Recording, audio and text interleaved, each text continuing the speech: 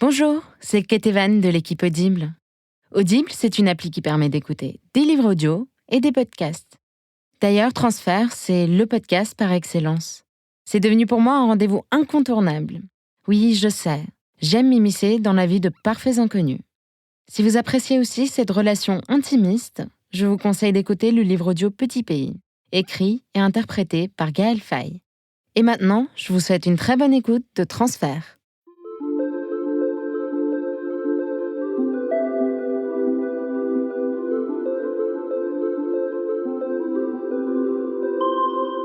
Elles sont dangereuses, les histoires d'amour nées dans l'enfance, l'adolescence, et restées inachevées. Elles se construisent en même temps qu'on se construit, et laissent des traces dans ce que l'on devient, ce que l'on espère être, et sont alors indissociables de notre définition même. Elles sont si dures à abandonner alors, si compliquées à mettre de côté. Vous écoutez Transfert, un podcast de Slate.fr produit par Louis Média. Et l'épisode d'aujourd'hui est signé Élodie Font.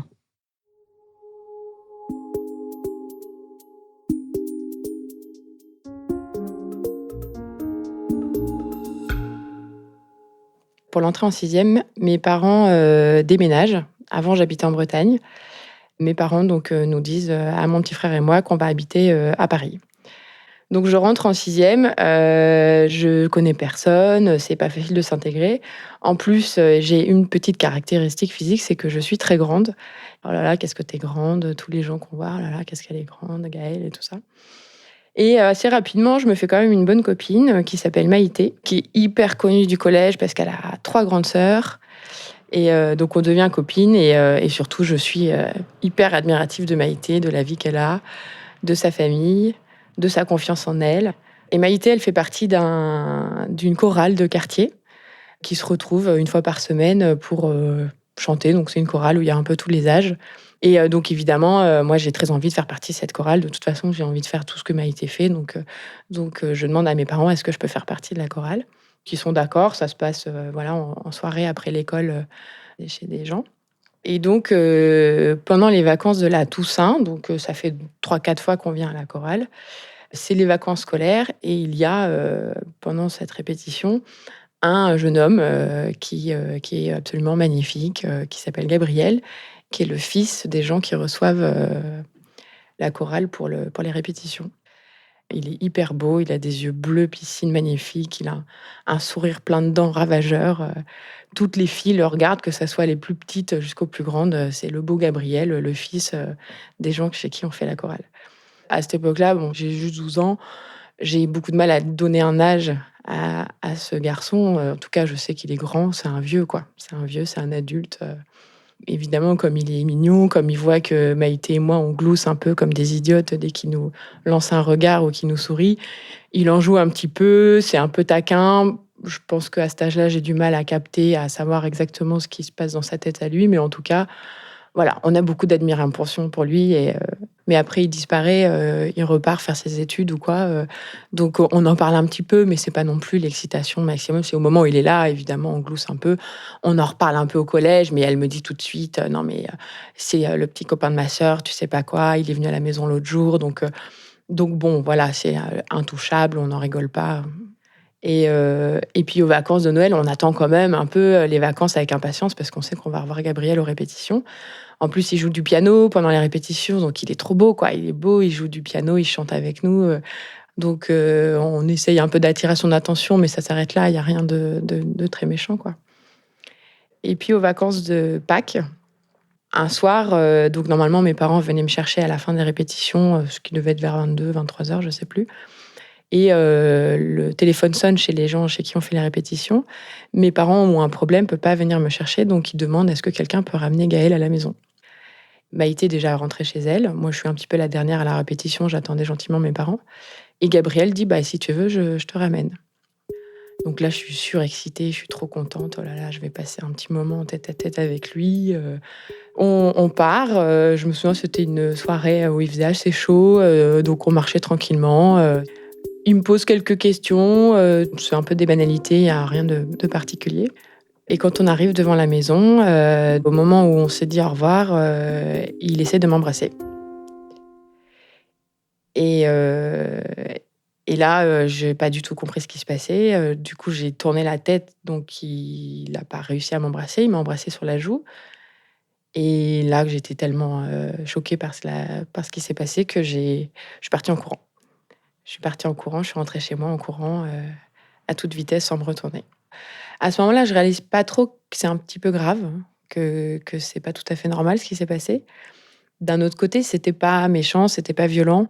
Il a pas essayé de me forcer, il a pas essayé de me prendre la tête pour m'embrasser. Je pense qu'il attendait vraiment, il espérait vraiment un baiser en retour.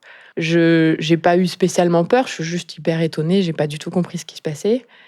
Et du coup, il est 23h, je suis chez moi, mais tout le monde dort à la maison, mais c'est pas possible, il faut absolument que je partage cette histoire avec quelqu'un. Et je me dis: «Il faut absolument que j'appelle Maïté, que je lui raconte». Sauf qu'à l'époque, on n'a pas de portable, donc pour appeler, les copines à 23h, bah, il faut appeler sur le fixe de la maison. Et donc j'hésite un peu, je me dis: «Voilà, je vais me faire engueuler par ses parents», mais là, je suis dans ma chambre, je suis surexcitée, je tourne en rond, je regarde par la fenêtre pour voir s'il est encore là. Bon, évidemment, il est parti. Je me refais l'histoire. Est-ce qu'il a vraiment essayé de m'embrasser? Est-ce que c'est pas moi qui ai rêvé? Oh là là, il faut absolument que je le dise à Maïté, c'est pas possible. Donc tant pis, j'appelle chez elle à 23h. Je tombe sur sa maman qui m'engueule un peu, «Mais qu'est-ce que tu fais? Il est hyper tard» et je fais: «Ah non, mais c'est hyper important, il faut que je parle à Maïté», et donc j'ai Maïté dans un demi-sommeil: «Oui, qu'est-ce qui se passe?» Et là je lui dis: «Tu sais pas quoi? Il y a Gabriel qui a essayé de m'embrasser». Et là, j'attendais une réaction hystérique, aussi hystérique que moi. J'attendais qu'elle me dise: «Quoi? Ah non, c'est pas possible», et non, elle me dit: «Mais n'importe quoi, tu es une menteuse, tu es folle, mais vraiment, tu es qu'une menteuse». Elle me répète le mot menteuse 2, 3, 4 fois. Elle me croit pas et elle me raccroche au nez, quoi. J'ai une réaction, alors que j'aurais pu me dire: «Bah oui, j'ai dû rêver, je suis une menteuse» ou «C'est pas bien ce que j'ai fait». Ce baiser raté, il me fait l'effet complètement inverse. Il me donne une confiance en moi énorme. Et du coup, je me suis dit: «Bah, tant pis, elle me croit pas. De toute façon, depuis que je connais Maïté, elle me traite comme un chien. Je suis toujours, à sa botte. C'est toujours elle qui a raison, c'est toujours elle qui décide tout. Cette histoire, c'est la mienne et je l'oublierai pas et à partir de maintenant, je m'émancipe». J'ai pu plaire à un garçon beaucoup plus âgé que moi. À 12 ans, j'ai réussi à me dire: «Je peux plaire et je peux plaire à des beaux garçons et je peux plaire à des garçons plus âgés que moi». Et franchement, je pense que ça c'était 5 secondes, hein. Je pense que ça a déterminé toute mon adolescence et je pense que c'est pour ça que j'ai eu une adolescence plutôt heureuse, plutôt épanouie, où j'avais beaucoup de confiance en moi, où j'étais très sûre de moi alors que c'était pas du tout le cas avant. Après, je sais que de temps en temps, je me suis demandé si c'était vraiment arrivé. Je me suis refait l'histoire plusieurs fois dans ma tête en me disant, «Et si j'avais pas tourné la tête? Et si Maïté m'avait cru? Comment ça se serait passé? Est-ce que je serais sortie avec lui? Est-ce qu'on serait toujours ensemble? Comment ça va se passer la prochaine fois que je vais le voir?» Parce que je savais qu'avec la chorale, on allait être amenés à se revoir. Et les cours de chorale se sont arrêtés et à la rentrée, je l'ai jamais revu. J'avais demandé un peu à ses parents, «Et Gabriel, il fait quoi? Il est où?» Il m'avait dit qu'il était parti à l'étranger pour travailler. Je continuais à venir à la chorale, à regarder un peu, chez ses parents s'il y avait pas une photo qui traînait, si je pouvais pas avoir une petite info, mais pas plus que ça. Et je cherchais pas plus à savoir, ce qu'il était devenu. Et donc 5 ans plus tard, donc là j'ai 17 ans, je suis en terminale. On décide de faire un rendez-vous avec tous les anciens de la chorale. C'est l'anniversaire de la chorale, je crois que ça fait 20 ans que cette chorale de quartier existe. Et donc moi, je suis chargée, d'appeler, une partie des personnes, qui ont fait partie de la chorale depuis des années et je parcours la liste des yeux et sur la liste, il y a Gabriel. Ce qui est un petit peu étrange parce que c'est le fils des gens qui organisent ça depuis des années, mais en tout cas, il est sur la liste, pardon, et il y a un numéro de téléphone, un numéro de portable.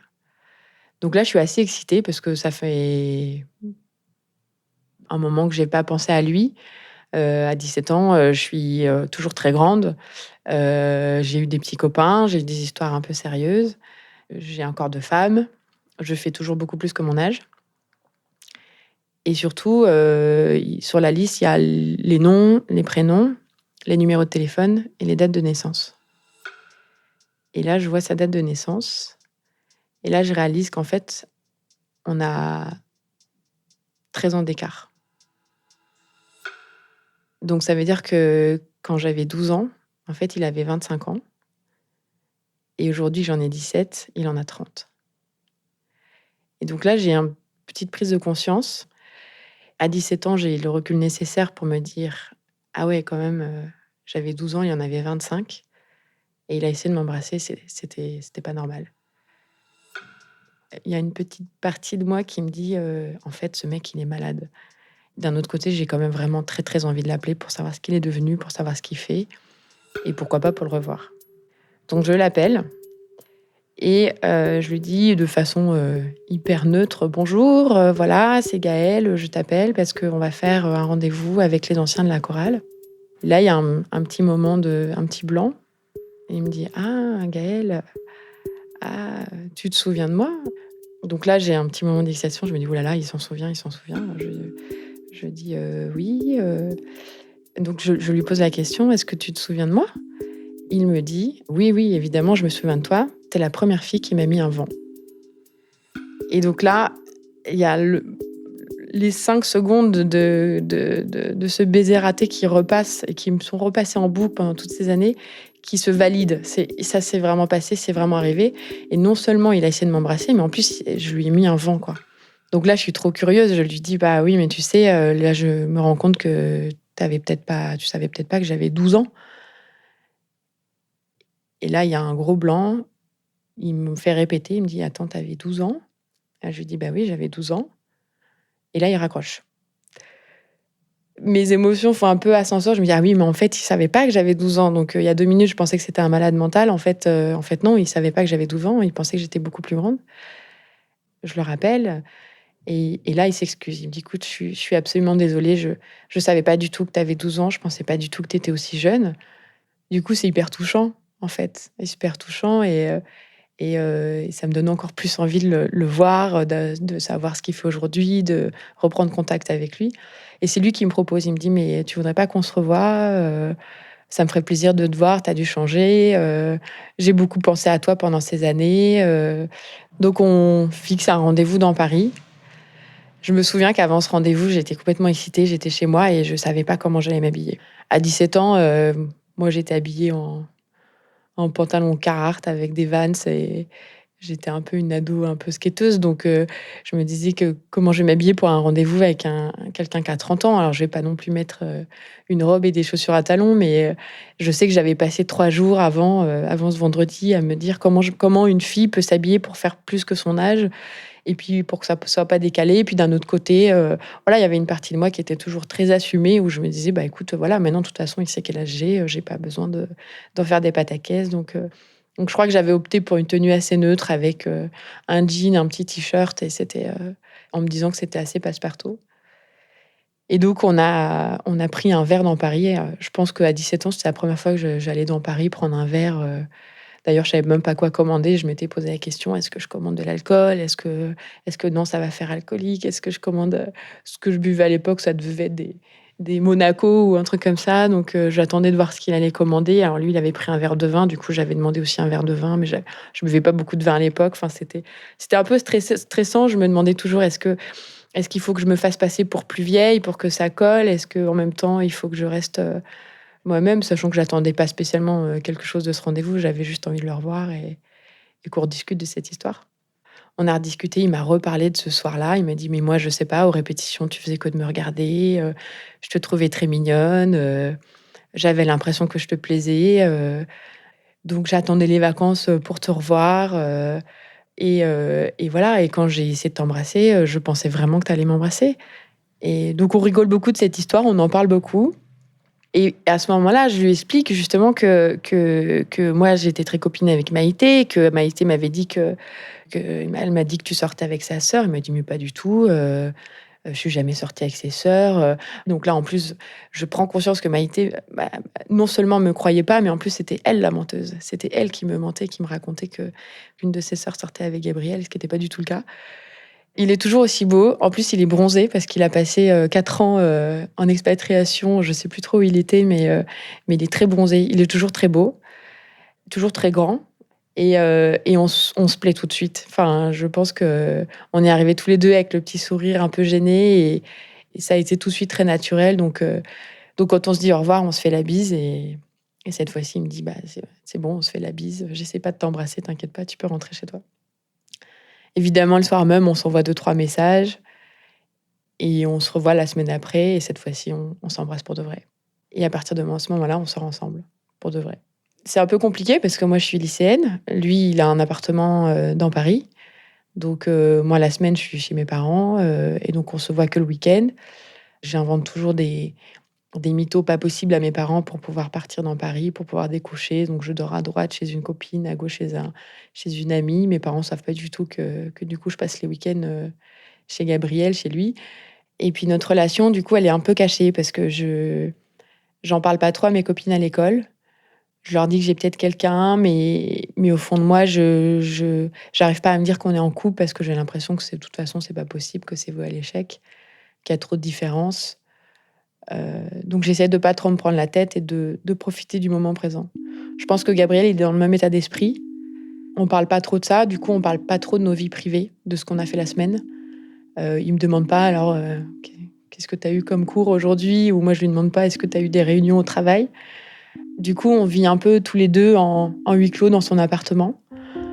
On a une relation qui est très fusionnelle. On chante beaucoup. Grâce à la chorale, moi je chante, lui joue du piano. On passe beaucoup de soirées tous les deux à chanter ensemble. Et on a une relation qui est très physique, très tactile. On fait beaucoup l'amour. L'année se passe comme ça. Je vis un peu avec cette histoire un peu cachée, un peu interdite, hyper excitante. Et puis j'ai un bon groupe d'amis. Et puis ça me fait un peu de la peine de ne pas pouvoir non plus partager cette histoire avec eux. Donc plus le temps passe et plus moi je ressens un peu le besoin d'officialiser un peu notre relation, surtout qu'on arrive à la fin du lycée. Moi, je vais rentrer en médecine. Donc j'arrive à un âge où je sais pas que je commence à faire des plans sur l'avenir, mais bon, je commence à regarder un petit peu la suite. Et donc je commençais un peu à le titiller un petit peu, à lui demandant mais comment tu vois l'avenir? Alors il me disait que voilà, qu'il voyait ses copains se marier, qu'il y avait des filles au boulot qui lui tournaient autour, mais que lui, voilà, il est jeune dans sa tête. De toute façon, il est jeune, il a le temps. Et puis il est bien avec moi, puis on arrête de parler de ça. Et en général, les conversations tournaient assez court sur le sujet. Et puis d'un autre côté, moi, j'étais tellement bien avec lui, c'était tellement génial que j'avais pas du tout envie d'aller faire la petite copine chieuse qui pose les questions dérangeantes. Et puis un jour, on me prend un café dans Paris, à une terrasse de café. On est assis l'un en face de l'autre, on discute. Et là, sa tête se décompose. Donc il passe d'un souriant très sympa à une vision d'effroi. Et là, il se rapproche de moi, il me dit: «Je te préviens, si tu dis ton âge, je te tue». Et le temps que j'intègre ce qu'il vient de me dire, il y a un groupe de personnes qui arrivent. Et là, je comprends que c'est des copains de Gabriel. Du coup, on se lève, bonjour, on se fait la bise, bonjour, je m'appelle Gaëlle, bonjour. Et puis là, du coup, je vois que Gabriel est hyper gêné. Ah, ça va, les gars, ils restent debout, il leur tape un peu sur les épaules, ils échangent un peu des banalités. Moi, je me rassois, je suis pas hyper contente. Et les copains s'en vont. Du coup, il se rassoit et j'ai l'impression qu'il est hyper soulagé, quoi. Il me regarde genre: «Waouh, ouf, oh là là». Puis là, je lui dis: «Attends, je suis pas du tout d'accord là. Ce qui vient de se passer, ça me plaît pas du tout. C'est pas possible, quoi. Moi, j'ai été contente pour la première fois de rencontrer des copains. Toi, en fait, tu es prêt à me tuer, si je dis mon âge en public.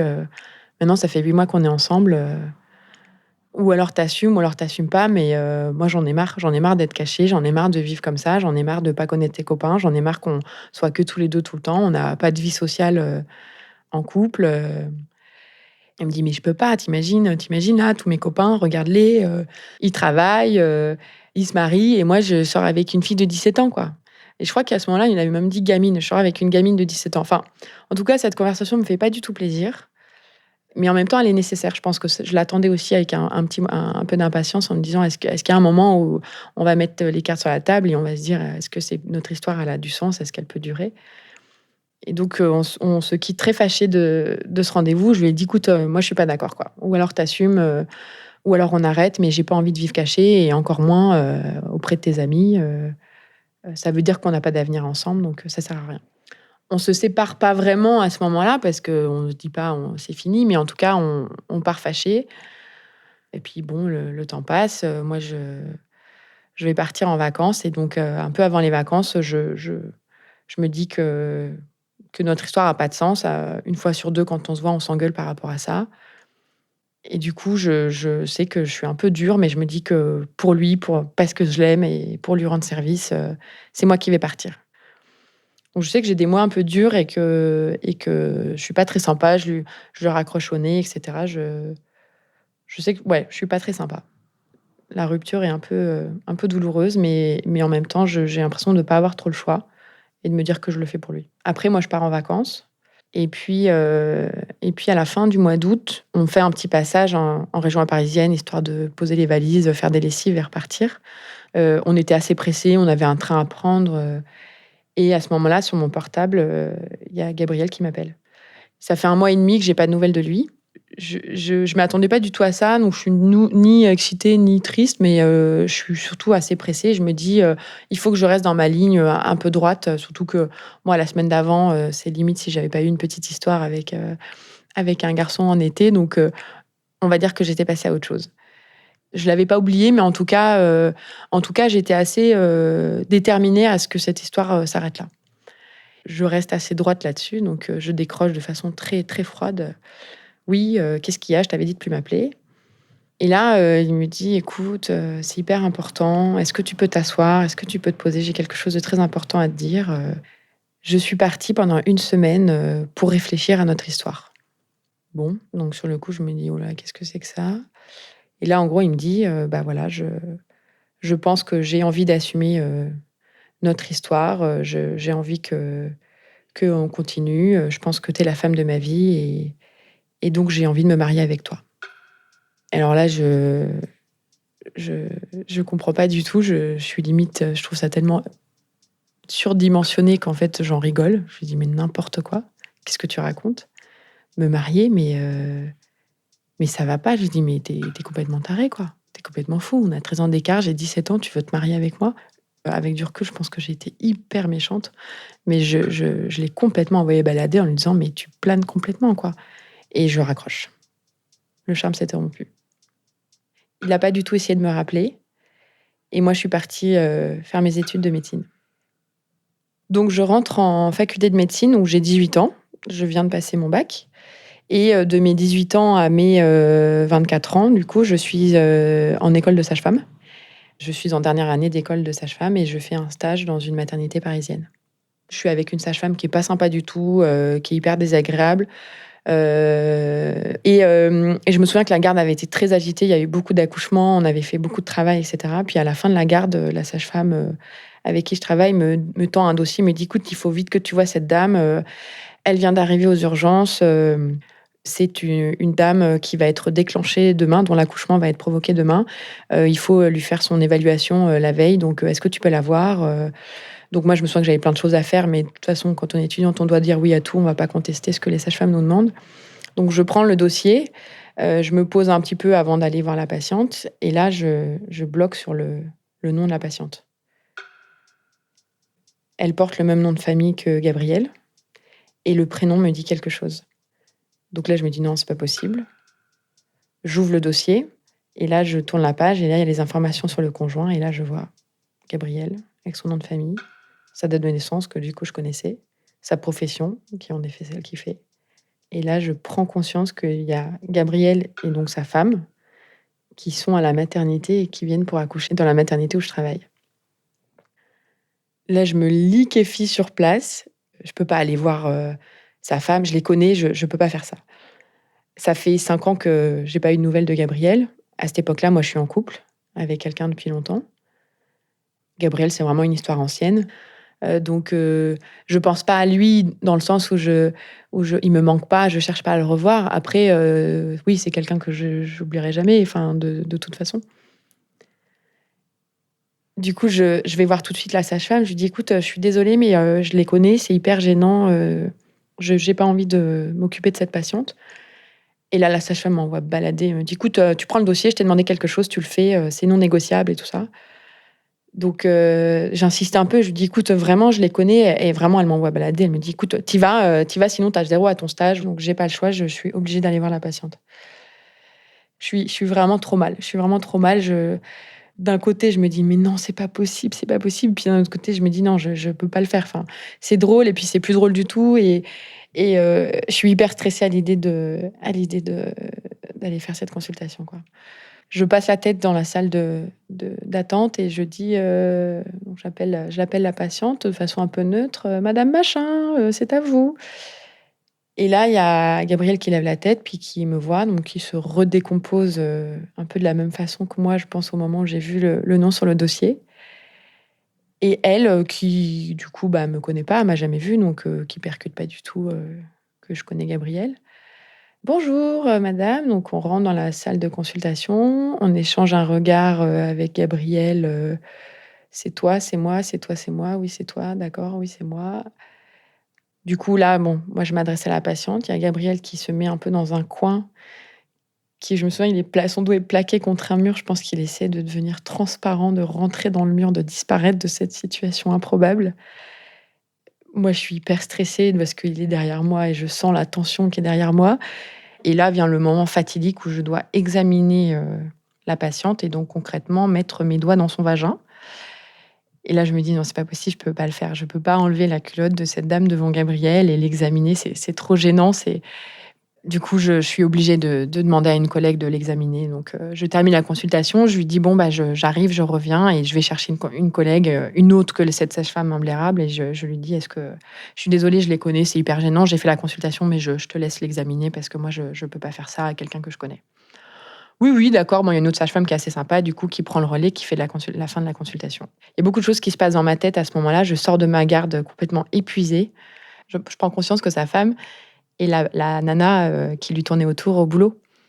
Donc en plus, ça veut dire qu'au moment où elle était un peu amoureuse de lui et lui faisait un peu des avances, je sortais avec Gabriel. C'est encore enfin, c'est en fait, je pense à elle à ce moment-là. Je pense à elle, je me dis, voilà, elle va avoir son premier enfant et moi, je viens gâcher ce moment. J'ai envie à ce moment-là d'être hyper discrète. J'ai vraiment envie de disparaître. J'ai absolument pas envie d'être à cette garde le lendemain, mais malheureusement, de nouveau, je suis de garde le lendemain. Donc j'arrive le lendemain matin à ma garde à 7 heures. Je suis hyper fatiguée, j'ai vraiment pas dormi de la nuit et donc je vois sur le tableau de la salle d'accouchement le prénom de cette patiente. Et donc la sage-femme arrive, toujours la sage-femme hyper conne avec qui je travaille depuis une semaine. Elle me dit: «Ah, t'as vu, la patiente que t'as vue hier? T'as vu, elle est en travail, elle s'est mise en route pendant la nuit, elle a rompu, bah, écoute, tu vas pouvoir la suivre. En plus, c'est hyper intéressant, c'est un accouchement, par le siège». Je lui réponds assez sèchement cette fois-ci: «Écoute, je t'ai déjà dit hier que je connaissais cette patiente. Donc non, je ne vais pas suivre son travail et je ne vais pas assister à l'accouchement parce que voilà, c'est quelqu'un que je connais». Et la sage-femme qui me dit: «Oh, de toute façon, toi, tu es vraiment inintéressée par tout, un accouchement par le siège, il y en a un, tous les 10 ans, bah, tant pis, de toute façon, tu es pas intéressée». Enfin, voilà. Et là, je me dis: «De toute façon, j'en peux plus de ce stage, nul, je prends le risque d'avoir 0 à mon stage, mais j'ai pas du tout envie de me forcer, d'aller participer à ce moment hyper important pour elle en étant l'ex, de son mari, quoi. C'est pas possible». Donc moi, pendant ce temps-là, je suis, dans une autre salle d'accouchement avec une autre patiente et donc je rentre dans la salle de soins, après l'accouchement de mon autre patiente et donc je regarde sur le tableau et donc sur le tableau de la salle d'accouchement, il y a le nom des patientes, leur groupe sanguin, enfin des informations médicales et à la fin, il y a l'ordre de l'accouchement et le prénom du bébé. Et donc là, je lève la tête pour, ajouter le prénom du petit bébé que je viens de mettre au monde avec la patiente et là, je bloque sur le tableau. Il y a marqué, que Gabriel, a donc eu, une petite fille qui s'appelle Gaëlle. Là, il y a marqué Gaëlle sur le tableau et donc là, je prends conscience qu'il vient d'avoir une petite fille qu'il a appelée comme moi et donc là, je sais pas si, la fatigue de l'accouchement et des quelques gardes qui viennent se passer, plus le choc de voir mon prénom sur le tableau, en sachant, l'histoire qu'on a eue, heu, enfin, en tout cas, je suis complètement choquée et je fonds en larmes. À ce moment-là, je fonds en larmes. De me dire qu'en fait, ce mec, il était pas passé à autre chose et que jusqu'à son bébé, il va encore avoir un souvenir de moi, En fait, je me dis que cette histoire va jamais s'arrêter. Qu'à chaque fois que j'essaye un peu de me dépatouiller de ce mec, en fait, il revient plus fort avec un autre truc, quoi. Quelques jours après, donc 2-3 jours après, je suis de nouveau de garde en salle d'accouchement. Et au milieu de ma garde, il y a quelqu'un qui m'appelle et qui me dit: «Il y a quelqu'un qui voudrait te parler». Donc je sais très bien que évidemment ça va être Gabriel. Et puis il me dit: «Écoute, voilà, je voulais te remercier pour ta discrétion. Je pense que ça a pas dû être facile pour toi». Et puis d'un autre côté, il me dit: «Écoute, viens voir ma femme, viens voir ma fille, elle est trop belle, elle est trop mignonne, je suis trop heureux». Donc là, je suis assez étonnée qu'il me demande de venir voir sa femme et sa fille. Moi, j'avais l'impression que enfin, je m'étais dit qu'il serait peut-être même honteux, en fait, que je sois au courant qu'il ait appelé sa fille comme moi. Pas du tout, ça a pas du tout l'air de le gêner. Donc je suis pas hyper emballée à l'idée, mais du coup, je me dis: «Bon, ouais, je vais quand même aller, la voir, ça leur fait plaisir». Donc dans l'après-midi, je monte, je croise, sa femme avec sa petite fille dans un berceau, qui m'appelle, qui me dit: «Ah, Gaëlle, viens voir, il me dit: «Bon, j'ai compris que tu étais, une amie de Gabriel». Alors bon, ça s'arrête à une amie, je sais plus si elle dit amie ou connaissance, mais en tout cas, elle a pas eu l'histoire au complet, clairement. C'est quand même hyper marrant qu'on ait appelé notre fille comme toi. Alors, oui, bah, écoute, elle a pas du tout conscience du truc, mais elle est hyper contente. Elle est très contente de faire ma connaissance. Elle est très contente de montrer sa petite fille, qui s'appelle comme moi. Quel drôle d'hasard. Et je suis partie et voilà, j'ai plus jamais, vraiment eu de nouvelles de lui. Après, on est amis sur Facebook, donc on a suivi un peu chacun les gros événements de nos vies. On discute de temps en temps pour se donner un peu des grandes nouvelles. «Alors, tu as été en voyage?» «Ouais, ouais, j'étais là». «Ah, tu as eu un deuxième? Ouais, félicitations». C'est des messages assez courts, assez rapides sur Facebook. On s'est jamais revus, physiquement depuis l'accouchement de sa femme. Mais je sais pas, il y a une petite partie de moi qui me dit que peut-être qu'on se reverra. Peut-être qu'il y aura un 4e chapitre à cette histoire et qu'on sera amenés à se revoir dans une autre circonstance. L'histoire est peut-être pas terminée.